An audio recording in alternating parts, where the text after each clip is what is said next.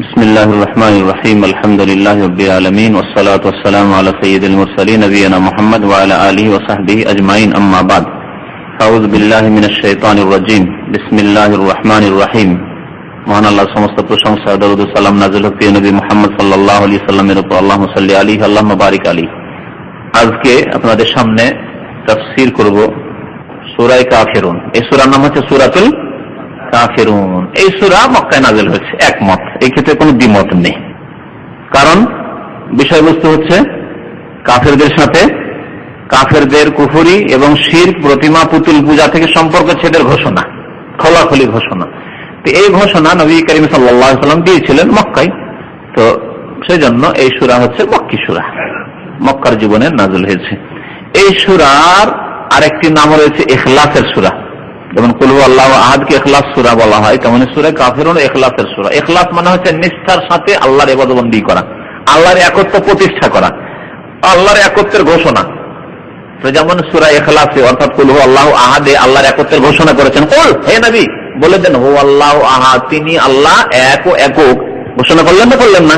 আল্লাহর একত্বের ঘোষণা করলেন। ঠিক তেমনি এই সূরাতেও ঘোষণা করা হয়েছে যে হে কাফেররা শুনে নাও, তোমরা যে সব দেবী দেবতার পূজা করো, প্রতিমা পুতুলের পূজা করো, আল্লাহ ছাড়া অন্যের পূজা করো, গাছের পূজা করো, সেসবের আমি ইবাদত বন্দেগী পূজা করতে পারি না।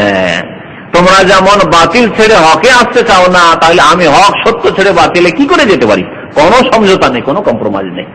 বৃহৎ স্বার্থের জন্য শিরকের সাথে সমঝোতা করা যাবে, এরকম কথা যে অনেকে বলে বিদআতপন্থীরা, এই কথা ইসলামে নেই। স্পষ্ট ঘোষণা রয়েছে যে সবচেয়ে বৃহৎ স্বার্থ হচ্ছে আল্লাহর তাওহীদ, আল্লাহর একত্ব প্রতিষ্ঠা। এটি হচ্ছে বৃহৎ স্বার্থ, আর অন্য কোনো বৃহৎ স্বার্থ নেই যে ইসলামী রাষ্ট্র কায়েম করব। সুতরাং এই ক্ষেত্রে মাজারগুলি সম্পর্কে কোনো মন্তব্য করলে সমস্যা রয়েছে, কারণ ওদেরকেও রাজি রাখতে হবে, খুশি রাখতে হবে। আর মাজার পূজাকে শিরক বললেও সমস্যা আছে, কারণ সংখ্যাগরিষ্ঠ তারাই ভারতে, পাকিস্তানে, বাংলাদেশে ইত্যাদি। না, এটা বৃহৎ স্বার্থ না। বৃহৎ স্বার্থ পার্লামেন্টেও জানা, বৃহৎ স্বার্থ হচ্ছে আল্লাহর একত্ব কায়েম করা। আল্লাহর একত্রই কায়েম নেই, হাজার হাজার মাজারে সেজদা হচ্ছে, আল্লাহ ছাড়া অন্যের কাছে ফরিয়াদ করা হচ্ছে, আল্লাহ ছাড়া অন্যকে মনে করা হচ্ছে উদ্ধারকারী তারা। তাহলে কোথায় আপনার ইসলাম প্রতিষ্ঠা হয়েছে? এর নামে কিয়ামতের দিন কখনো না, অপব্যাখ্যা। সুতরাং মনে রাখবেন যে সবচেয়ে বড় বৃহৎ স্বার্থ হচ্ছে আল্লাহর সার্বিক ক্ষেত্রে, রুবুবিয়ত প্রভুত্বের ক্ষেত্রে, উলুহিয়াত ইবাদত বন্দেগীর ক্ষেত্রে, আল্লাহর নাম এবং গুণাবলীর ক্ষেত্রে আল্লাহর একত্ব প্রতিষ্ঠা করা, আল্লাহর তাওহীদ প্রতিষ্ঠা করা। তো এই সূরায় ঘোষণা রয়েছে, কাফেরদেরকে শুনিয়ে দেওয়া হয়েছে যে দেখো, তোমাদের কুফরির সাথে আমাদের কোনো সম্পর্ক নেই, তোমাদের শিরকের সাথে আমাদের কোনো সম্পর্ক নেই, কোনো সমঝোতা নেই তার সাথে। এই জন্য এই সূরাকে ইখলাস বলা হয়েছে। এই সূরার বড় ফজিলত রয়েছে, যেমন সূরা ইখলাসের ফজিলত রয়েছে। এই সূরার ফজিলত এরকমই রয়েছে যেমন সূরা ইখলাসের ফজিলত রয়েছে। সূরা ইখলাসের ফজিলতের একটি ফজিলত হচ্ছে, সূরা ইখলাসের নবী সাল্লাল্লাহু আলাইহি ওয়াসাল্লাম বলেছেন নাহা তাআদিলু সুলুসাল কোরআন। সূরা ইখলাস হচ্ছে কোরআনের 3 ভাগের 1 ভাগের সমান, 1/3 অংশের সমান। সুলুসুল কোরআন, কোরআনের 1/3 অংশের সমান বলেছেন নবী করিম সাল্লাল্লাহু আলাইহি ওয়াসাল্লাম। সূরা কাফিরুন সম্পর্কে আর সূরা নাসর সম্পর্কে, এই সূরাগুলি সম্পর্কে নবী সাল্লাল্লাহু আলাইহি ওয়াসাল্লাম ইন্না তাআদিলু রুবুল কোরআন, শুনে রাখুন। এই সূরা হচ্ছে কোরআনের 1/4 অংশের সমান, এগুলি ঘোষণা করেছেন নবী করিম সাল্লাল্লাহু আলাইহি ওয়াসাল্লাম। না কাফিরুন এবং তার পাশে আসছে যেটি সূরা নাসর, ইযা জা নাসরুল্লাহি ওয়াল ফাত। এরকম ইযা যুলজিলাতিল আরদু জিলজালা, এই সূরা সম্পর্কেও নবী সাল্লাল্লাহু আলাইহি ওয়াসাল্লাম বলেছেন যে ইন্না তাআদিলু রুবুল কোরআন। এই সূরা ইযা যুলজিলা, এটি হচ্ছে কোরআনের 1/4 অংশের সমান। সমান বলেছেন নবী করিম সাল্লাল্লাহু আলাইহি ওয়াসাল্লাম। কোন দিক দিয়ে বলেছেন এই নিয়ে তাফসীরকারদের ইখতিলাফ রয়েছে, নেকির দিক দিয়ে না অর্থের দিক দিয়ে, বিষয়বস্তুর দিক দিয়ে আল্লাহ ভালো জানেন। তবে আল্লাহর কাছে আমরা সবগুলি আশা রাখি, নেকির আশা রাখি, আর বাকি অর্থের দিক দিয়েও রয়েছে। তো সূরা কাফিরুন নবী করিম সাল্লাল্লাহু আলাইহি ওয়াসাল্লাম গুরুত্ব দিয়ে তেলাওয়াত করতেন বিভিন্ন নামাজে। তার মধ্যে 2-1টি নামাজের কথা বলেন দেখি। এমন কোন নামাজ আছে যেই নামাজে সূরা কাফিরুন পড়া সুন্নাত? ফজরের সুন্নাত একটি, বেতরের নামাজ, তাওয়াফের পরের যে নামাজ রয়েছে তাতে, তাহাজ্জুদের নামাজে নেই। হ্যাঁ, মাগরিবের পরে যে 2 রাকাত সুন্নাত আছে তাতে নবী করিম সাল্লাল্লাহু আলাইহি ওয়াসাল্লাম পড়তেন। জি, তাহলে বিভিন্ন নামাজগুলিতে সূরা কাফিরুন প্রথম রাকাতে আর সূরা ইখলাস কুল হুয়াল্লাহু আহাদ দ্বিতীয় রাকাতে পড়তেন। এর দ্বারা বোঝা যায় যে এই 2টি সূরার গুরুত্ব কত। তাহলে আপনি যখন ফজর নামাজের জন্য জাগলেন আর সুন্নত শুরু করলেন, ঘোষণা করে দিলেন যে হে কাফেররা, সারা বিশ্বের কাফেররা, কুল ইয়া আইয়ুহাল কাফিরুন লা আ'বুদু মা তা'বুদুন। আবার পুনরাবৃত্তি করছি, প্রতিদিন বলছি যে তোমাদের কুফরির সাথে শিরকের সাথে কোনো সমঝোতা নেই। কুল হু আল্লাহু আহাদ, আল্লাহ এক ও এক ঘোষণা করে দিলাম, ফজরে ঘোষণা করে দিলাম একবার। মাগরিবের নামাজ পড়ে রাত হচ্ছে, এমন মনে করি না যে রাত গেছে না দিন গেছে, রাতে এসে হয়তো মত পরিবর্তন হয়েছে, না, আবার বলছি মাগরিবের নামাজের পরে বলছেন যে কুল ইয়া আইয়ুহাল কাফিরুন লা আ'বুদু মা তা'বুদুন, তোমাদের সাথে কোনো কম্প্রোমাইজ নেই। আবার বলছি, সন্ধ্যাবেলাও বলছি, বললেন। রাতে উঠলেন বা ঈশার নামাজের পরে বেতর পড়লেন, তাহাজ্জুদ পড়লে তাহাজ্জুদের পরে তখনও ঘোষণা করছে, রাত শেষ হতে যাচ্ছে, আবার বলছি কুল ইয়া আইয়ুহাল কাফিরুন লা আ'বুদু মা তা'বুদুন কুল হুয়াল্লাহু আহাদ লাম ইয়ালিদ ওয়া লাম ইউলাদ ওয়া লাম ইয়াকুল লাহু কুফুওয়ান আহাদ। এই হিকমতের জন্য নবী করিম সাল্লাল্লাহু আলাইহি সাল্লাম সূরা ইখলাস এবং সূরা কাফিরুন এই নামাজগুলিতে পাঠ করতেন। তাওয়াফ করলেন, তাওয়াফের জায়গায় কাফেরদেরকে যেন বলতেন, হে কাফের, প্রাচীন যুগের কাফের, এখনকার সারা বিশ্বের কাফের, যেন নাও, এখানে তোমরা আল্লাহর ঘরে, আল্লাহর পবিত্র ঘর, যেখানে তাওহীদ প্রতিষ্ঠার জন্য ইব্রাহিম খলিলুল্লাহ ঘর তৈরি করেছে, এখানেও 360টি মূর্তি দিয়ে ভর্তি করে দিয়েছিলে, ঘোষণা করছে তোমাদের সাথে কোনো সমঝোতা নেই, কম্প্রোমাইজ নেই। বলি আইয়ুহাল কাফিরুন লা আ'বুদু মা তা'বুদুন, কাবার কাছে গিয়ে বলছি। তো এখন তাফসীরের দিকে আসি। এই বিষয়ে বেশ কিছু হাদিস রয়েছে, যেমন মুসলিম শরীফে রয়েছে জাবের ইবনে আব্দুল্লাহ রাদিয়াল্লাহু তাআলা আনহু থেকে, আন্না রাসূলুল্লাহ সাল্লাল্লাহু আলাইহি ওয়াসাল্লাম কারাআ বিহাযিহিস সূরা, এই সূরা পাঠ করলেন এবং কুল হুয়াল্লাহু আহাদ পাঠ করলেন ফি রাকাতাই তাওয়াফে, তাওয়াফের 2 রাকাত নামাজে, তাওয়াফ করার পরে 2 রাকাত যে নামাজ রয়েছে তাওয়াফের সুন্নাত। অফি সাহিহ মুসলিম শরীফ আরেকটি হাদিস আছে আবু হুরায়রা রাদিয়াল্লাহু তাআলা আনহু থেকে, যে আন্না রাসূলুল্লাহ সাল্লাল্লাহু আলাইহি ওয়াসাল্লাম কারাআ বিহিমা ফি রাকাতাইল ফজরি, এই 2টি সূরা পড়েছেন ফজরের 2 রাকাত নামাজে। ওরাওয়াল ইমাম আহমদ রাহমাতুল্লাহি আলাইহি বর্ণনা করেছেন আব্দুল্লাহ বিন ওমর রাদিয়াল্লাহু তাআলা আনহুমা থেকে, আন্না রাসূলুল্লাহ সাল্লাল্লাহু আলাইহি ওয়াসাল্লাম কারাআ ফি রাকাতাইনি ক্বাবলাল ফজরি, ফজরের আগের 2 রাকাতও পড়েছেন, ওয়া রাকাতাইনি বাদাল মাগরিবি, মাগরিবের পরের যে 2 রাকাত সুন্নাত রয়েছে তাতেও এই 2টি সূরা পড়েছেন। কতবার? বহুবার, দেখেছি, 20 মাররা, 20-এর অধিকবার, 20-এর অধিকবার, অর্থাৎ 24 বার বা 25 বার, যেমন অন্য হাদিসে রয়েছে 24 বা 25 বার। মুসনাদ আহমদের আরেকটি হাদিসে রয়েছে, ইবনে ওমর রাদিয়াল্লাহু তাআলা আনহু বর্ণনা করছেন, রামাতুন নবী সাল্লাল্লাহু আলাইহি ওয়াসাল্লাম 24 মাররা আও 25 মাররা, আমি নবী করিম সাল্লাল্লাহু আলাইহি ওয়াসাল্লামকে দেখেছি 24 বার অথবা 25 বার ইয়াকরাউ ফি রাকাতাইনি ক্বাবলাল ফজরে, ফজরের আগের 2 রাকাত সুন্নাত নামাজে, ওয়া রাকাতাইনি বাদাল মাগরিব, মাগরিবের পরের 2 রাকাত নামাজে পড়তে কুল ইয়া আইয়ুহাল কাফিরুন ওয়া কুল হুয়াল্লাহু আহাদ। এই মর্মে বহু হাদিস রয়েছে। এখন তাফসীর দেখা যাক, আল্লাহ পাক কি বলেন। কুল ইয়া আইয়ুহাল কাফিরুন, কুল মানে বলে দিন, বলুন, হে নবী বলে দিন, মানে ঘোষণা করে দেন, এলান করে দেন, জানিয়ে দেন। আল্লাহ পাক রব্বুল আলামিনের এই হচ্ছে বাকভঙ্গিমা। কোরআনে কারীম বহু জায়গায় আল্লাহ নবীকে সম্বোধন করে বলা হয়েছে, হ্যাঁ, কুল ইয়া আইয়ুহান নাস ইন্নী রাসূলুল্লাহি ইলাইকুম জামিয়া, কুল ইয়া আইয়ুহাল কাফিরুন, কুল হুয়াল্লাহু আহাদ, কুল আউযু বিরাব্বিল ফালাক, কুল আউযু বিরাব্বিন নাস, কুল কুল, বহু জায়গায় কুল রয়েছে। কুল ইন কুনতুম ফি রাইবিন মা নাযালনা আলা আবদিনা, আমার এই কোরআনে যদি সন্দেহ থাকে নবী জানিয়ে দেন ওদেরকে। ফাতু বিসূরাতিন মিসলিহি, কুল, বহু জায়গায় আল্লাহ পাক কুল বলে ঘোষণা করতে বলেছেন নবী করিম সাল্লাল্লাহু আলাইহি ওয়াসাল্লামকে। ইয়া আইয়ুহাল কাফিরুন মানে হে কাফেরেরা, কাফেরের জামা হচ্ছে কাফেরুন, কাফেরিন, কাফেরুন কাফেরিন। তো হে কাফেররা, লা আবুদু, আমি ইবাদত করি না এবং করব না। আবুদু মুজারে সেগাতে বর্তমানও থাকে, বর্তমান কালও রয়েছে আর ভবিষ্যৎ কালও রয়েছে। লা আবুদু মা তা'বুদুন, আমি ইবাদত করি না, মা তা'বুদুন, যার তোমরা ইবাদত করো। মা মানে বস্তু হয়, হ্যাঁ, কিন্তু তারা যে পূজা করে প্রতিমা, তা তো বস্তু, কিন্তু প্রতিমার পিছনে যেহেতু ব্যক্তি আছে, সেসব লোক হয়তো ছিল আর সেসব লোকের মূর্তি তৈরি করে পূজা করছে, অথবা কেউ কবরের পূজা করছে, কবরের সেজদা করছে, তাহলে সেখানে এক ব্যক্তি আছে, ব্যক্তিকে উদ্দেশ্য করছে, মাটিকে উদ্দেশ্য করে না। সেই জন্য তাফসীর কারগণ বলছেন মা মানে এখানে মান। আর অনেক ক্ষেত্রে আরবি ভাষায় মা মানে বস্তু হয় কি, আর মান মানে কে, হ্যাঁ। তো মা যদিও তার অর্থ, আসল শাব্দিক অর্থ হচ্ছে কি, কিন্তু অনেক সময় কোরআনে কারিমে বা আরবি ভাষায় কে এর অর্থে ব্যবহার হয়ে থাকে। তাহলে এখানে অনুবাদ করব কি করে আমরা? লা আবুদু, আমি ইবাদত করি না, মা তা'বুদুন, যার তোমরা ইবাদত করো, মানে মান তা'বুদুন, যার তোমরা ইবাদত করো, যার তোমরা পূজা করো। ওয়ালা আনতুম আবিদুনা মা আবুদ, এবং তোমরাও ইবাদত করো না, মা আবুদু বা করবে না, মা আবুদু, যার আমি ইবাদত করি, যে আল্লাহর আমি ইবাদত করি, তার তোমরা ইবাদত করবে না। বা করো না। ওয়ালা আনা আবেদুম মা আবাদতুম, এবং আমি ইবাদত করতে পারি না। আবেদুন ইসিম ফাইল, এখানে সেখানে ছিল ক্রিয়া, ফেল ছিল, এখানে ইসিম ফাইল। আবেদুন আমি ইবাদত করতে পারি না, মা আবাদতুম যার তোমরা ইবাদত করে থাকো, পূজা করে থাকো। ওয়ালা আনতুম আবেদুন আর তোমরাও ইবাদত করবে না, মা আবুদু যার, যে সত্তার আমরা বা আমি ইবাদত করি। লাকুম দীনুকুম তোমাদের জন্য তোমাদের ধর্ম, অর্থাৎ কুফরি শিরক তোমাদের জন্য, তোমরা তা করতে থাকবে, তোমরা তা ছাড়তে রাজি নও। ওয়ালিয়া দিন এবং আমার জন্য আমার দিন, আমার ধর্ম, অর্থাৎ আমার জন্য হচ্ছে ইসলাম, যে ইসলাম আমি পছন্দ করেছি আর তোমরা তা পছন্দ করনি, তোমরা কুফরিকে পছন্দ করেছো, শিরকে পছন্দ করেছো। তরজমা তো সংক্ষেপে করে দিলাম, কিন্তু এখানে আল্লাহ পাক রব্বুল আলামিন কয়বার করে এই কথাগুলি বলেছেন, নবীকে বলতে বলেছেন, লা আবুদু মা তা'বুদুন ওয়ালা আনতুম আবেদুনা মা'বুদ, একবার হইল যে আমি, তোমরা যার পূজা করো তার আমি ইবাদত করতে পারি না, পূজা করতে পারি না। ওয়ালা আনতুম আবেদুনা মা'বুদ, এবং যেই সত্তার, যেই জাতে পাক আল্লাহ আমি ইবাদত বন্দী করি তার তোমরা ইবাদত বন্দী করবে না, এ হলো।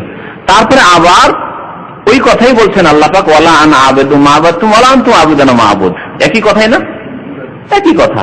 তো আল্লাহ পাক দুইবার করে একটি কথা কেন বললেন, এর তাফসীর কি, এর ব্যাখ্যা কি, বিশ্লেষণ কি, এই সম্পর্কে কয়েকটি মত আছে। একটি মত হচ্ছে কথাকে প্রকট করার জন্য, অকাট্য করার জন্য, তাকিদ যেটাকে বলা হয়, তাগিদের জন্য। আমরা যেমন অনেক সময় কোন কথাকে শক্ত করে বলার জন্য বলি, হ্যাঁ করবো না, বলছি করবোই না, কখনো হইতে পারে না। দেখেন ভাষা হয়তো একটু পরিবর্তন করছেন, অনেক সময় পরিবর্তন করছেন না, হ্যাঁ হবেই হবে, হবে বললি তো হবেই হবে, তাকিদ হলো না। তো তাকিদের জন্য আমরা বলে থাকি। তো একটি মত হচ্ছে কিছু তাফসীরকারদের যে তাকিদের জন্য আল্লাহ বলেছেন। তবে কোরআনে কারীম মনে রাখবেন, শুধু শুধু তাকিদের জন্য, শুধু শুধু কথাকে মজবুত করার জন্য, বলিষ্ঠ করার জন্য আল্লাহ পাক একই কথাকে বারবার ফিরিয়ে নিয়ে আসেননি। যেখানে কোনো কথা বারবার ফিরিয়ে নিয়ে আসেন সেখানে প্রত্যেকবার ভিন্ন ভিন্ন উদ্দেশ্য রয়েছে। যেমন কোন সূরায় বারবার ফিরিয়ে নিয়ে আসা হয়েছে একটি আয়াতকে, বলতে পারে সূরা আর রহমানে, ফাবিআইয়ি আলাই রাব্বিকুমা তুকাজ্জিবান, ফাবিআইয়ি আলাই রাব্বিকুমা তুকাজ্জিবান, ফিরে আসছে। একটা নিয়ামতের কথা আল্লাহ বলেছেন, তারপর আবার ফাবিআইয়ি আলাই রাব্বিকুমা তুকাজ্জিবান, তাই না? আচ্ছা, আর কোন সূরায়? হ্যাঁ, সূরাতুল কিয়ামতে আছে, ওয়াইলুন ইয়াওমাইযিন লিল মুকাজ্জিবিন, ওয়াইলুন ইয়াওমাইযিন লিল মুকাজ্জিবিন, আবার করে হ্যাঁ মিথ্যা প্রতিপন্নকারীদের জন্য সেই দিন দুর্ভোগ রয়েছে, দুর্ভোগ রয়েছে, বারবার করে আল্লাহ ফিরিয়েছেন। তো এখানে কি আল্লাহ এমনিতে বারবার করে ফিরিয়ে নিয়ে আসছেন? একটা কথা বারবার বললে তার অলংকার থাকে না, তাহলে কোরআনে কি অলংকার নেই? সবচেয়ে বেশি অলংকার কোরআন কারীমে রয়েছে। এই জন্যই মনে রাখবেন যে আল্লাহ পাক প্রত্যেকটি যে রিপিট নিয়েছেন, প্রত্যেকবার যে ফাবিআইয়ি আলাই রাব্বিকুমা তুকাজ্জিবান বলেছেন, তার আগে একটি নিয়ামতের কথা বলেছেন, একটি আল্লাহর অনুগ্রহের কথা বলেছেন, আবার আরেকটি নতুন অনুগ্রহের কথা বলেছেন, নিয়ামতের কথা, অন্য নিয়ামতের কথা বলেছেন, তারপরে আল্লাহ বলেছেন ফাবিআইয়ি আলাই রাব্বিকুমা তুকাজ্জিবান। একটি বিষয় আল্লাহ বলেছেন সূরা কিয়ামতে, তারপরে বলেছেন ওয়াইলুন ইয়াওমাইযিন লিল মুকাজ্জিবিন, যারা মিথ্যা প্রতিপন্নকারী তাদের জন্য দুর্ভোগ রয়েছে।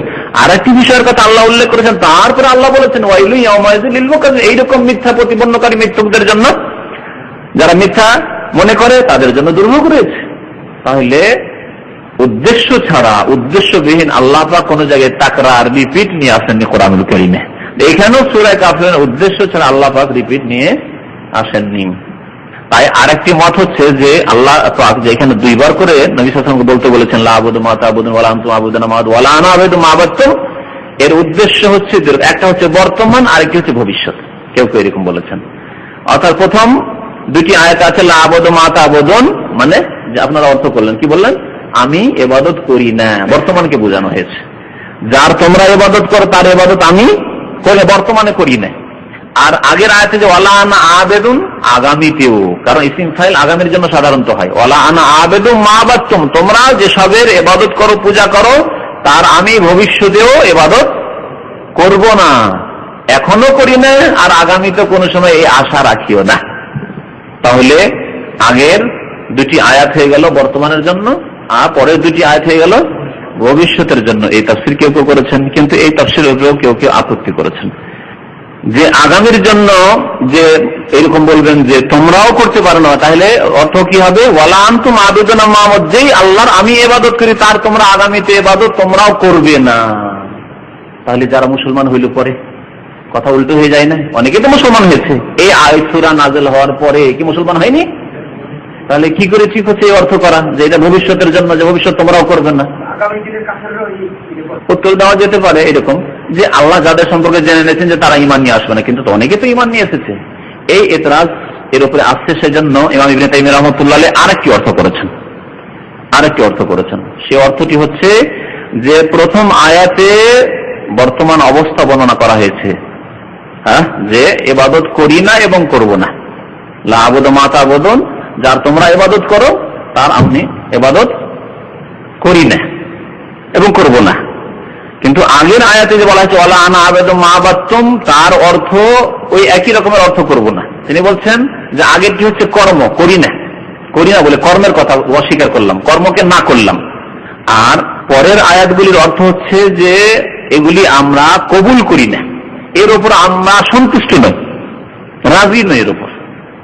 তাহলে কি অর্থ হবে? ওয়ালা আনা আবেদু মা আবাদতুম, তোমরা যেসবের ইবাদত করো, পূজা করো, তার ইবাদত আমরা গ্রহণ করতে পারি না এবং এর উপর সন্তুষ্ট নই। ওয়ালা আনতুম আবিদুনা মা আবুদ, এবং যার ইবাদত আমি করি অর্থাৎ আল্লাহ পাকের, তার ইবাদত তোমরাও কবুল করো না এখন এবং পছন্দ করো না। বর্তমানের কথা বয়ান করা হচ্ছে, ভবিষ্যতের কথা নাই, এই অর্থ করা হয়েছে। এছাড়াও কিছু কথা এই সম্পর্কে বলা হয়েছে, এতটাই আশা করি এই সম্পর্কে যথেষ্ট। আরেকটি বিষয় রয়েছে এখানে জানা, সেটা হচ্ছে যে লাকুম দীনুকুম ওয়ালিয়া দিন। এটা আমাদের দেশের রাজনৈতিক নেতারা খুব পেশ করে, যার যার ধর্ম নিয়ে থাকো, তোমার জন্য তোমার ধর্ম, আমার জন্য আমার ধর্ম। তো উদ্দেশ্য কি এটা? না, উদ্দেশ্য হচ্ছে যে ধর্মের ক্ষেত্রে, দিনের ক্ষেত্রে জবরদস্তি নেই, জবরদস্তি কাউকে মুসলমান বানাবো না। কিন্তু তার মানে এই নয় যে তাকে সত্য ভালো পথ দেখাবো না। সত্য পথ অবশ্যই দেখো, ইসলামের দাওয়াত অবশ্যই দেবো, যা ফরজ করেছে আল্লাহ পাক আমাদেরকে পৌঁছাতে হবে। কাফেরের ঘরে ইসলামের দাওয়াত, এই শান্তি পৌঁছাতে হবে, সে শান্তি জানে না। যেমন একজন অসুস্থ ব্যক্তি, সে ক্যাপসুল খেতে চায় না, অসুস্থ বাচ্চা, সে খারাপ তিতা ওষুধ, তাকে স্বাদ লাগে না, কষ্ট লাগে, খেতে চায় না, কিন্তু জবরদস্তি করে তার মুখটা ফেলে কি করছি, ওষুধটা দিচ্ছি, তোকে ভালো করবো সেই জন্য দিচ্ছি। একটা ছেলেকে যদি বলেন যে তোমার পেটে পাথর হয়ে গেছে, অপারেশন করতে হবে, ছোট বাচ্চাকে 10 বছর 12 বছর বাচ্চাকে বলেন, কখনো রাজি হবে না, পালিয়ে যাবে। যদি শুনতে পাই আজকে আমার অপারেশন, তো পালিয়ে যাবে, ঠিক না? কিন্তু তাকে ধরে আমরা জবরদস্তি করে নিয়ে গিয়ে কি করব? অপারেশন করব। কি জন্য? তার ক্ষতি করার জন্য না, তার কল্যাণ কামনার জন্য, তার হিতাকাঙ্ক্ষী হয়ে তাকে সুস্থ করার জন্য, যে সুস্থ হও তুমি, ভালো থাকো তুমি। ঠিক তেমনি হচ্ছে আল্লাহ রাস্তায় জিহাদ। আল্লাহ রাস্তায় জিহাদ করা মানে কষ্ট দেওয়া না। আল্লাহ রাস্তায় জিহাদটা ঠিক থাকলে তাহলে এই যে রোগাক্রান্ত হয়েছে, কুফর এবং শিরকের রোগে নিমজ্জিত হয়ে গেছে, এদেরকে ওই সব রোগ থেকে উদ্ধার করতে সহজ হবে। কিন্তু তরবারির দ্বারা নয়, এটা একটা ভয় থাকবে। আর তার সাথে সাথে ইসলামের উত্তম আদর্শ পেশ করতে হবে, জবরদস্তি নয়। এ কথা বলবো না যে ইসলাম কবুল করো, না হলে এই তরবারি। এইভাবে ইসলাম কখনো প্রচার হয়নি। ইসলামের সূত্ররা যে বলে যে ইসলাম তরবারি দ্বারা প্রচার হয়েছে, কথা মিথ্যা। কিন্তু তরবারিটা রাখা হয়েছে অপারেশন শুরু। তরবারি কিসের জন্য রাখা হয়েছে? অপারেশন করার জন্য। বা ক্যাপসুল, কষ্ট লাগে, খেতে চায় না, ব্যবহার করতে চায় না, কিন্তু দিতে হবে, প্রয়োজনে দিতে হবে। ক্যান্সারের মতো রোগ হয়ে গেছে, তখন অস্ত্রোপচার করতেই হবে, না হলে প্রয়োজন নেই। আমরা ইসলামের দাওয়াত দিতেই থাকবো, তুমি নেবে নাও, আর যদি নাই নাও তাহলে তুমি অনগত হয়ে থাকো। দেশ মুসলিম দেশে থাকবে, তুমি অনগত হয়ে থাকো। বিদ্রোহ ঘোষণা করবে না ইসলামিক সরকার, মুসলিম সরকারের বিরুদ্ধে, মুসলিমদের ক্ষয়ক্ষতি করবে না, মুসলিমদের কোন রকমের শত্রুতা পোষণ করবে না। এবং তুমি এই যে অনগত, তুমি এটা প্রকাশ করবে তোমার জিজিয়া কর দেওয়ার মাধ্যমে। জিজিয়া দেওয়ার মাধ্যমে আনুগত্য প্রকাশ করবে। একজন মুসলিম যাকাত দিচ্ছে শতকরা 2.5 টাকা, আর তোমার এই জিজিয়া যে লাগে তার থেকে অনেক কম লাগে, তা দেবে না, তুমি ফ্রি মুসলিম দেশে বাস করবে। এই জন্য জিজিয়া। জবরদস্তি করে কাউকে ইসলাম কবুল করানো যাবে না। সে আপনার কাছে কোনো কর্মচারী কাজ করতে আসুক, আর আপনি ইসলামী রাষ্ট্রের শাসক হয়ে যান। আল্লাহ বলছেন লা ইকরাহা ফিদ্দিন, দিনের ক্ষেত্রে, ধর্মের ক্ষেত্রে কোনো জবরদস্তি নেই। কিন্তু এর মানে এই নয় যে ইসলামের দাওয়াতি দিব না, সেই জন্য তুমি তোমার কাজ করতে থাকো, বাবা আমি আমার কাজ করতে থাকি। আর বলে যে না না তোমার অসুবিধা কি, কেউ মুসলমান হইতে আসতে বলছে, তোমার কি অসুবিধা আছে, থাকো, তুমি যে ধর্ম আছে সে ধর্মে থাকো। এইরকম বিচার সালিস করেছে এক শ্রেণীর চেয়ারম্যানরা, জাহেল মূর্খরা। কোন এক লোক মুসলমান হয়ে গেছিল বাংলাদেশে, তখন বলছে কিসের লোভে তুই মুসলমান হলি, কিসের লোভে তুই মুসলমান হলি। এরা হলো জাহেল মূর্খ সমাজের নেতা, কিছু বুঝে না। এই অর্থ নয় লাকুম দীনুকুম ওয়ালিয়া দিন। লাকুম দীনুকুম ওয়ালিয়া দিন মানে তোমরা তোমাদের ধর্ম যখন ছাড়বে না তোমরা সেটা নিয়ে থাকো, কিন্তু অনুগত হয়ে থাকো, রাষ্ট্রদ্রোহিতা করবে না, মুসলিমদের ক্ষতি করবে না, মুসলিমদেরকে চোখরাঙা দেখাবে না। ওয়ালিয়া দিন আমাদের ধর্ম, আল্লাহ প্রদত্ত দিন, আমরা নিয়ে সেটা শান্তিতে বসবাস করবো। তোমাদের জন্য শান্তি চাই, যদি চাও তো ভালো কথা, না চাইলে জবরদস্তি কিছু নেই। কোন কোন আলেমরা এই সূরা সম্পর্কে বলেছেন যে এই সূরাগুলি জিহাদের বিধান নাযিল হওয়ার আগে এসেছে। এই ব্যাখ্যা ঠিক নয়, যদিও এরকম ব্যাখ্যা কেউ করেছেন। তারা বাহ্যিক মনে করেছেন যে জিহাদের আয়াত আর এই লাকুম দীনুকুম ওয়ালিয়া দিন, এই দুই আয়াতে বাহ্যিক দ্বন্দ্ব হচ্ছে। সুতরাং দ্বন্দ্ব সারাতে গিয়ে তারা বলছেন না, এগুলো আয়াত আগের, এগুলোর হুকুম বিধান রহিত হয়ে গেছে, আর যতক্ষণ পর্যন্ত পৃথিবীতে শিরক আছে ততক্ষণ পর্যন্ত জিহাদ করতে থাকো। সুতরাং শিরক যেখানে আছে জিহাদ করতে থাকো না, কথা বল। এবং সঠিক কথা হচ্ছে যে জিহাদের আয়াত আপন জায়গায় ঠিক রয়েছে, তার বিধানও আপন জায়গায় ঠিক রয়েছে, আল্লাকুম দীনুকুম ওয়ালিয়া দিন আপন জায়গায় আপন অর্থে ঠিক রয়েছে, রহিত হয়নি।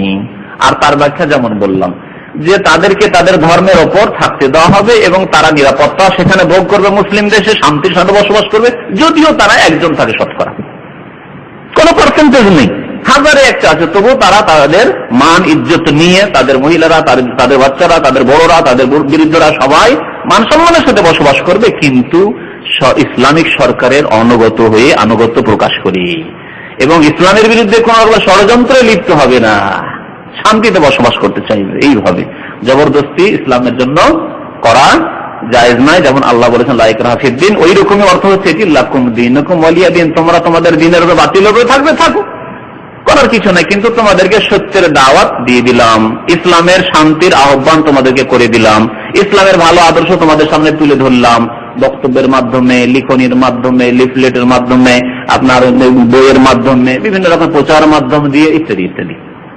হ্যাঁ, শাহে নজরুল বাকি কেউ কেউ শাহে নজরুল বর্ণনা করেছেন, যদিও শাহে নজরুলটা এত গুরুত্বপূর্ণ বিষয় নাই। সেটি হচ্ছে যে মক্কায় নবী করিম সাল্লাল্লাহু আলাইহি ওয়াসাল্লামের সাথে একবার সমঝোতা পেশ করেছিল কাফেররা, বলেছিল যে এক কাজ করা যাক, না হয় মুহাম্মদ আপনার এলাহ মাবুদ যে রয়েছে আল্লাহ, তার আমরা 1 বছর ইবাদত বন্দী করবো, আর 1 বছর আমাদের দেবী দেবতার আপনি ইবাদত বন্দী করবেন, পূজা করবেন, তাহলে এটা কম্প্রোমাইজ হয়ে যাবে, সমঝোতা হয়ে যাবে, আর আমরা বসবাস করব এইভাবে। তার উত্তরে আল্লাহ পাক রব্বুল আলামিন এই সূরা নাযিল করলেন এবং তাতে বারাআত, সম্পর্ক ছেদের ঘোষণা করে দেওয়া হলো যে আইয়ুহাল কাফিরুন, কাফেররা শুনে রাখো, লা আবুদু মা তা'বুদুন, তোমরা যেসব বাতিলের পূজা করো, প্রতিমা পুতুলের পূজা করো, আল্লাহ ছাড়া অন্যের পূজা করো, সেগুলির ইবাদত আমি করি না এবং আমি আগামীতেও এই আশা রাখছি না যে কখনো তোমাদের সাথে কোনো সময় সমঝোতে আসতে পারি, কম্প্রোমাইজ করতে পারি, তা হইতে পারে না। এই শানে নজুল অর্থাৎ সূরা নাযিল হওয়ার, অবতীর্ণ হওয়ার কারণ হিসাবে এই বর্ণনাটি উল্লেখ করা হয়েছে। জি, বাকি কোনো ভাই যদি প্রশ্ন থাকে। হ্যাঁ হ্যাঁ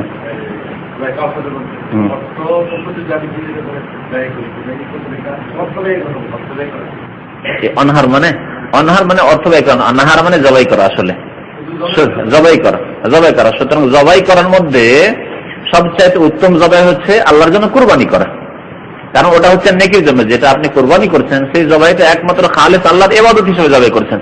আর বাড়িতে মেহমান এসে খাওয়ার জন্য, গোশত খাওয়ার জন্য, বা ইচ্ছা হয়েছে পয়সাওয়ালা মানুষ ডেলি একটা করে খাসি জবাই করছেন আর খাচ্ছেন, সেটা যদি বিসমিল্লাহ আল্লাহ বলে জবাই করলেন এই জন্য আপনি নেকি পেলেন, কিন্তু যেহেতু উদ্দেশ্য হচ্ছে শুধু গোশত খাওয়া, সেই জন্য সেটা ওই রকমের ইবাদত বন্দেগী নয়, ওই রকম নেকির কাজ নয় যেটা আপনি ঈদ উল আজহার কোরবানিতে জবাই করলেন, যে এই গোশত আমিও খাবো, আল্লাহ খেতে বলেছেন, সেই জন্য আমার বন্ধু বান্ধব আত্মীয় স্বজন বংশধরকে খাওয়াবো, আল্লাহ খাওয়াইতে বলেছেন, গরিব মিসকিনকে খাবো যারা সারা বছর হয়তো গোশত খেতে পায় না, এটি হচ্ছে ইবাদত। জি হ্যাঁ, বুঝেছি। সেই জন্য ওয়ানহার মানে কোন নেকির কাজে আপনি কল্যাণমূলক কাজে লাগাবেন টাকা পয়সা, সেটা অর্থ নয় এখানে।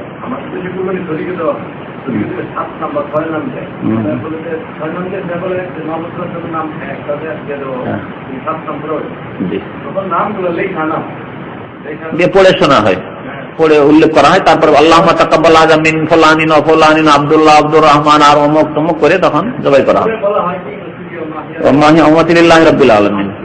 হ্যাঁ, নাম যদি উল্লেখ করে অসুবিধা নাই, যে এদের জন্য আল্লাহ নিয়ত করছি, যে এই 7 জনের জন্য নিয়ত করছি। তবে নবী সাল্লাল্লাহু আলাইহি ওয়াসাল্লামের নামে কুরবানি দেওয়া এটি সুন্নত তরিকা নয়, নবী সাল্লাল্লাহু আলাইহি ওয়াসাল্লামের জন্য কুরবানি দেওয়া এটি সুন্নাত তরিকা নয়। ভালো করে মশলাটি বুঝেন। কেউ যদি দেয় তো জায়েজ রয়েছে, কেউ দেয় যদি তো জায়েজ রয়েছে, কিন্তু সাহাবায়ে কেরামরা এরকম করতেন না যে নিজের নামে একটা কুরবানি দিচ্ছি আর একটা আল্লাহর নবীর নামে কুরবানি দিই। কেন করতেন না? কারণ তারা দ্বীন সম্পর্কে আপনার চাইতে আমার চাইতে বেশি বুঝতেন। কি বুঝতেন? যে আপনি আমি যে কোনো আমল করছি তার এক ভাগ অটোমেটিক রাসূলুল্লাহ সাল্লাল্লাহু আলাইহি ওয়াসাল্লাম পাচ্ছেন। এখন এশার নামাজ পড়ে এলাম, আমি নামাজ পড়ার ফল পেলাম, নেকি পেলাম। রাসূলুল্লাহ আমাকে যে হেদায়েত করেছেন তার মাধ্যমে আমি হেদায়েত পেয়েছি, সেই জন্য তিনি এক ভাগ পেলেন, এশার নামাজের সওয়াব পেলেন। যতগুলি মুসলমান, কোটি কোটি মুসলমান প্রতিদিন নামাজ পড়ছে, রাসূলুল্লাহ সাল্লাল্লাহু আলাইহি ওয়াসাল্লাম প্রত্যেকের নামাজের একটা করে ভাগ অবশ্যই পাচ্ছেন। বুঝতে পারলেন না? পারলেন না? এমনকি যে দিনের কথা বলছি আর শুনছি, আল্লাহর পরে কার অবদান রয়েছে? ইহসান রয়েছে রাসূলুল্লাহ সাল্লাল্লাহু আলাইহি ওয়াসাল্লামের। তিনি যদি আমাদেরকে এই সৎ পথ না দেখাতেন, আমাদের মাঝে কোরআনুল কারীম না ছেড়ে যেতেন, এর প্রচার না করতেন, এই সব আমি ঝামেলা দিতে পারতাম, তাহলে কি আমাদের কাছে পৌঁছিত? আবু জাহাল, আবু লাহাব ওখানে নিভিয়ে রেখে দিত আল্লাহর নূরকে। ইউরিদুনা লিইউতফিউ নূরাল্লাহি বিআফওয়াহিহিম, তারা ফু দিয়ে তো নিভিয়ে দিতে চেয়েছিল। যদি সেখানে নিভিয়ে যেত তাহলে আমরা সুদূর বাংলাদেশ, ভারত থেকে হেদায়েত পেতাম। তাহলে হেদায়েত পেলাম রাসূলুল্লাহ সাল্লাল্লাহু আলাইহি ওয়াসাল্লামের মেহনত পরিশ্রমের মাধ্যমে। সুতরাং আমরা যে দিনের কথা বলছি বা শুনছি, এরও একটা নেকি, যেমন আমরা নেকি পাচ্ছি তেমনি রাসূলুল্লাহ সাল্লাল্লাহু আলাইহি ওয়াসাল্লাম পাচ্ছেন। আপনাকে কুরবানি কে শিখালেন? রাসূলুল্লাহ সাল্লাল্লাহু আলাইহি ওয়াসাল্লাম। সুতরাং আপনারা যে 7 ভাগে 7 জন কুরবানি দিলেন, আল্লাহ রাসূল একটি না 7টি কুরবানি নেকি পেয়ে গেলেন। বুঝতে পারলেন? সুতরাং নবীর জন্য আবার আলাদা করে আরেকটা ভাগ, এটি সুন্নত তরিকা নয়। তবে একটা আম কায়দার মধ্যে আছে যে আপনি যেটা ধর্মীয় নীতিমালা, সেটা হচ্ছে আপনি যদি কারো নামে, যে আমি দান করলাম, আমি এই 10 টাকা আমার আব্বার নামে দান করলাম, পাবে না? পাবে না?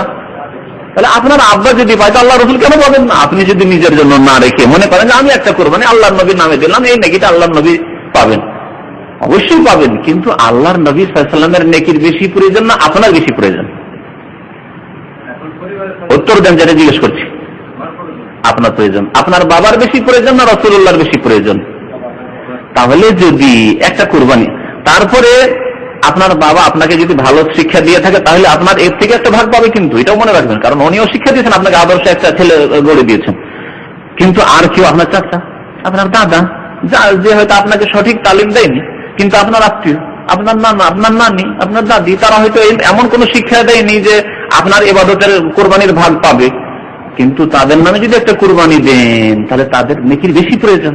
হয়তো একটা নেকির জন্য ওরা আযাবে ভুগছে, কিন্তু রাসূলুল্লাহ সাল্লাল্লাহু আলাইহি ওয়াসাল্লামের আপনার নেকি কুরবানির কোনো প্রয়োজন নেই। সুতরাং তাদের জন্য করা বেশি ভালো ছিল। তার সাথে আর একটি মাসলা মনে রাখবেন, মৃত ব্যক্তির নামে কুরবানি হচ্ছে সাদকা। মৃত ব্যক্তির নামে কুরবানি হচ্ছে সাদকা। সুতরাং মৃত ব্যক্তির নামে যে ভাগটা দিলেন, এমনকি রাসূলুল্লাহ সাল্লাল্লাহু আলাইহি ওয়াসাল্লামের নামেও যে ভাগ দিলেন, সেটা খাওয়া আপনার জন্য উচিত নয়, সেটা গরীব মিসকিনকে দান করে দিতে হবে। কারণ এই কথাটি অযৌক্তিক যে পেটে ভরবেন আপনি গোশত আর তারপরে নেকি নেবেন, এটা কেমন কথা হইল? ভাই, গরীব মিসকিন পেটে ভরবে, তাদের পেটে যাবে, খাবে, তাহলে না নেকি হবে? কথা বোঝার চেষ্টা করবেন। সেই জন্য উলামা ইকরাম বলেছেন যে মৃত ব্যক্তির নামে, যে কোনো মৃত ব্যক্তি, আপনার বাবা ইন্তেকাল করেছে, দাদা ইন্তেকাল করেছে, আর কোনো মুসলিম ভাই ইন্তেকাল করেছে, কোন মৃত ব্যক্তির নামে যদি আপনি কোরবানি দেন, সেই বস্তু আপনি খাবেন না, বরং দান করে দেবেন সাদকা, তাহলেই নেকি পাবে। আর খাবেন আপনি আর নেকি আবার নিতে চান, এই অযৌক্তিক কথা। বুঝতে পেরেছেন? তবে জীবিত ব্যক্তি, আপনি জীবিত ব্যক্তি, আপনার কুরবানি আল্লাহ রাসূল যেহেতু খেতে বলেছেন, আল্লাহ কোরআনে বলেছেন ফাকুলু মিনহা, তুমিও খাও, এবং ওয়াতিমুল বাইসাল ফাকির, ফকির মিসকিনকেও খাও, সেটা খাবে। কিন্তু মৃত ব্যক্তির জন্য যেটা কুরবানি দিলেন, সেটা একমাত্র নিছক সাদাকা, সুতরাং সেটা দান করে দিতে হবে। আমরা আমাদের ভাইদেরকে বলি এই মাসলায় ফতোয়ায় যে যদি আপনি কুরবানি মৃত ব্যক্তির নামে দেন, তাহলে পুরো গোশতটা দান করে দেন। ভাই ইখলাস, আপনি যখন নেকি পৌঁছাইতে চাইছেন, তো গোশত খাওয়ার কেন লোক? গোশত খাওয়ার কেন লোক? দান করে দেন।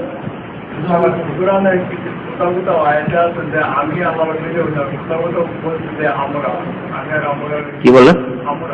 হ্যাঁ, আল্লাহ পাক, হ্যাঁ, যারা আজকাল যারা রাজনৈতিক টার্ম বুঝে, তাদেরকে আর বুঝাবার প্রয়োজন নেই। আজকাল রাজারা, বাদশারা, রাষ্ট্রপতিরা যে কোনো ঘোষণা করে, তখন বলছে আমরা এই সিদ্ধান্ত নিয়েছি, আমি এই সিদ্ধান্ত নিয়েছি, বলে না। বাংলাদেশের রাষ্ট্রপতি যখন ঘোষণা করবে, রাষ্ট্রপতির ভাষণ, আমরা দেশে এই করতে চাই, আমি এই করতে চাই, কথা বলে না, সম্মানের জন্য, সম্মানার্থে। এই রকম আল্লাহ বলছেন নাহনু নাযালনাল কুরআনা ইন্না আনজালনাহু ফি লাইলাতুল কদর, বাদশাহ এখানে যখন বাদশাহ আব্দুল্লাহ ঘোষণা করে নাহনু মালিকুল মামলাকাতিল আরাবিয়াতি সৌদিয়ে, আমরা সৌদি আরবের বাদশাহ কথা বলছি, আমরা বলে এটা হচ্ছে আমরা শাব্দিক অর্থ আমরা, কিন্তু আমি যখন তফসিল করবো তখন আমি আল্লাহ বলবো, এটা হচ্ছে ভাব অর্থ, কিন্তু শাব্দিক অর্থ নাহনু মানে আমরা, ইন্না আনজালনাহু মানে আমরা শাব্দিক অর্থ, কিন্তু আমি বলবো কারণ ভাব অর্থ আল্লাহ যেহেতু এক, কিন্তু সম্মানের জন্য তার জন্য বহু বচন ব্যবহার করা হয়েছে। জি, সম্মানের জন্য বহু বচন ব্যবহার করা হয়েছে।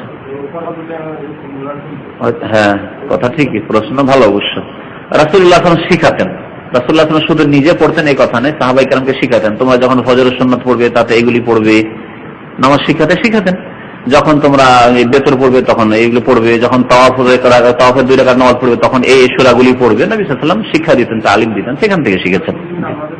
হ্যাঁ, অবশ্যই সবসময় শিখাতেন তিনি, হয় বাইরে দাওয়াত দিতেন আর না হলে মসজিদে বসে শিখাতেন, আর বাকি কিছু সাংসারিক কাজ, সংসারের যে হক আছে, স্ত্রীর হক আছে, সেটা করতেন। তাছাড়া আর কোনো না ব্যবসা বাণিজ্য, নবী হওয়ার পরে তার কোনো ব্যবসা বাণিজ্য, নবী হওয়ার আগে যতগুলি ব্যবসা করেছেন নবী হওয়ার আগে, সামদেশে গেছেন, সিরিয়া গেছেন, সেগুলি হচ্ছে নবী হওয়ার আগে। নবী হওয়ার পরে তিনি ব্যবসা বাণিজ্য করেননি, একমাত্র কাজ ছিল আল্লাহর দ্বীনের দিকে মানুষকে আহ্বান করা এবং পারিবারিক কাজ করা। নবী সাল্লাল্লাহু পারিবারিক কাজও করতেন, পরিবারের খেদমত করতেন। একাধিকবার না, একবারে একাধিকবার না।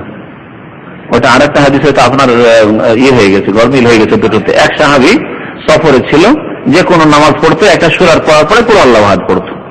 তখন তার সাহাবীদের একটু সাথী যে সঙ্গীরা ছিল, তাদের অন্যান্য সাহাবায়ে কেরাম, তাদের একটু অভিযোগ হলো যে কোন কথা, আল্লাহ নবী কিন্তু কোনোদিন এরকম দেখিনি যে একটা সূরা পড়ার পরে সূরা ফাতিহা, তারপরে একটা সূরা, তারপরে কুল আল্লাহু আহাদ।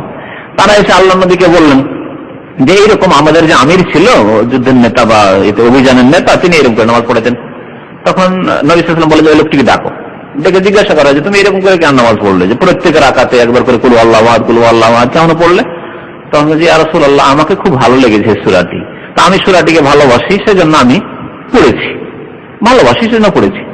নবী সাল্লাল্লাহু বললেন যে তুমি জেনে দেখো যে আল্লাহ তোমাকে ভালোবাসেন, যেহেতু আল্লাহর তাওহীদের সূরাকে, ইখলাসের সূরাকে তুমি ভালোবাসো, যেখানে আল্লাহর একত্বের কথা রয়েছে, সুতরাং আল্লাহ তোমাকে ভালোবাসেন। এই হাদিস থেকে নেওয়া হয়েছে যে কেউ যদি মাঝে মাঝে পড়তে চায়, সব সময় নয়, মাঝে মাঝে কেউ যদি এরকম পড়তে চায় পড়তে পারে, যে আপনি ইযা যুলজিলা পড়ে নিন, আল কারিয়া পড়ে নিন, আর তার সাথে কুল আল্লাহ মিলিয়ে দিন, করতে পারে। সাহাবায়ে কেরামের আমল, এবং নবী সাল্লাল্লাহু আলাইহি ওয়াসাল্লাম তার অনুমোদন দিয়েছেন, তাকরীরি হাদিস, স্বীকৃতি দিয়েছেন। জি, সাল্লাল্লাহু আলাইহি ওয়া সাল্লাম মুহাম্মদ ওয়া আলা আলিহি ওয়া সাহবিহি আজমাইন।